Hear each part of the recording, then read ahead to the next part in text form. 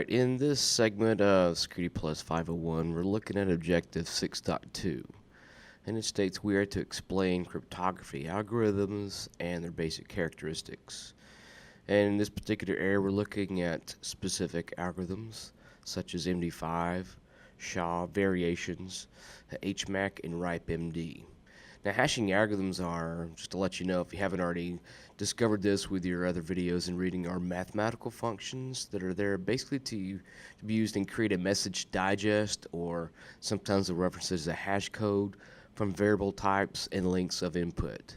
Now, there's a limit to the size of a message output that a hashing algorithm can process before the hash code is considered no longer secure.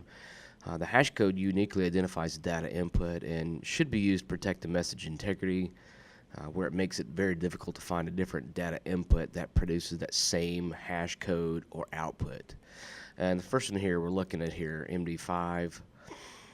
MD5 stands for Message Digest 5. There's different or previous versions of that. It produces 128-bit message digest, and in today's standards, it's really considered too small and is prone to what they call collisions. And collision is basically where you have two different inputs that produce the same output or the same digest.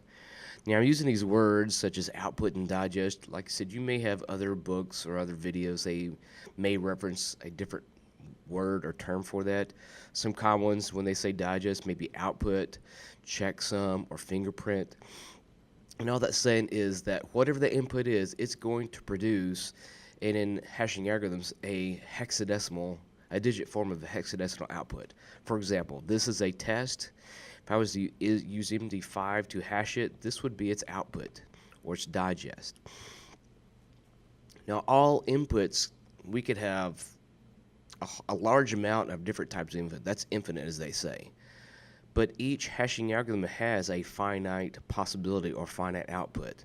So each one, in its own way, it does have a limitation of how far it could go. So what makes one hashing algorithm stronger than the other is the digest size.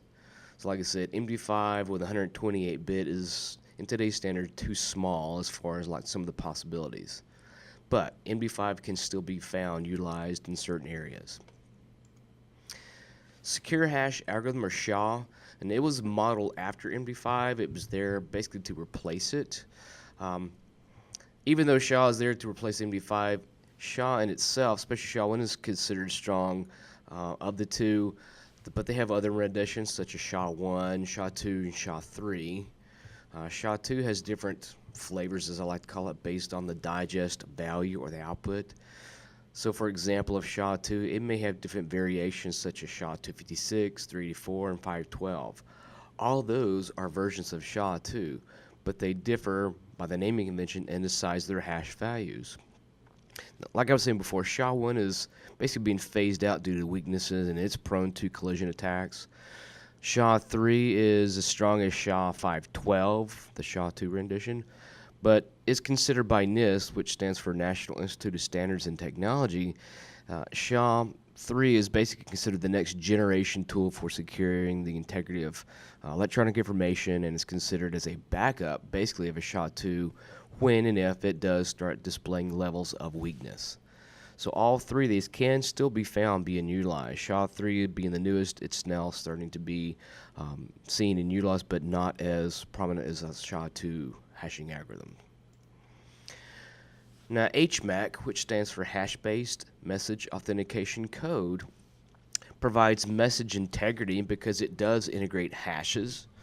And in particular, it uses hashes that we're looking at here and what we talk about, such as MD5 or SHA-1. So it's providing integrity, but HMAC also provides authentication.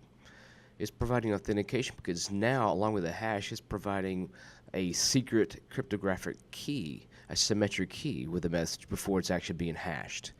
And like I said, it's doing that with MD5 or SHA-1. And then it provides a server, for example, and a client, if they were communicating with a secret key known only to them, they establish a handshake. The client combines that secret key with a message, which is then hashed to generate the digest. The client then sends the message to the server, but as it's doing it, it's not sending the secret key.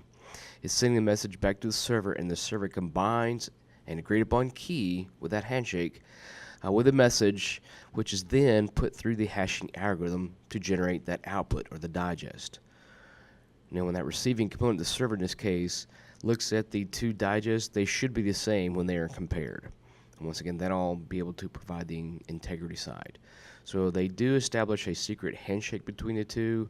It does combine that secret symmetric key along with the crypto hash function, but the secret key is never actually being sent. So we find HMAC utilized in certain areas that you may have already covered, such as within IPsec, secure web with SSL, TLS versions, SSH, the tunneling mechanism, newer versions of NTLM, in particular version 2. We find it also in PGP, where they're providing some sort of password strength or lengthening or stretching. We find it also on PBKDF2, and also some of the newer ones, such as to secure your VoIP environments, those particular protocols, called Secure Real-Time Transfer Protocol. And also, we find it being utilized within your one-time passwords, or OTPs.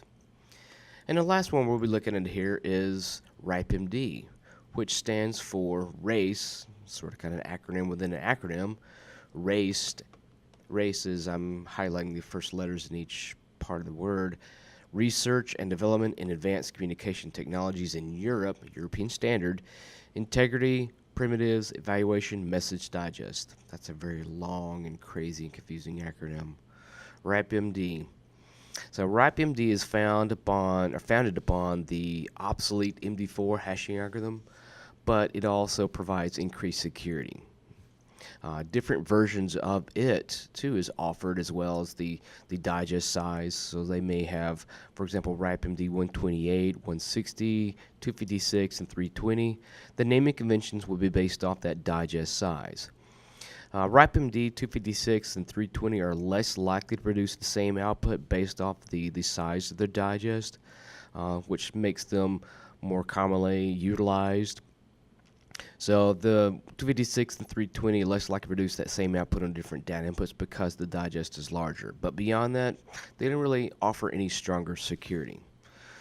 But 160, RIPEMD 160 is most commonly, and when they compare the SHA-1, it has fewer security issues than that. So both of those are still being utilized. You can find all these different hashing algorithms.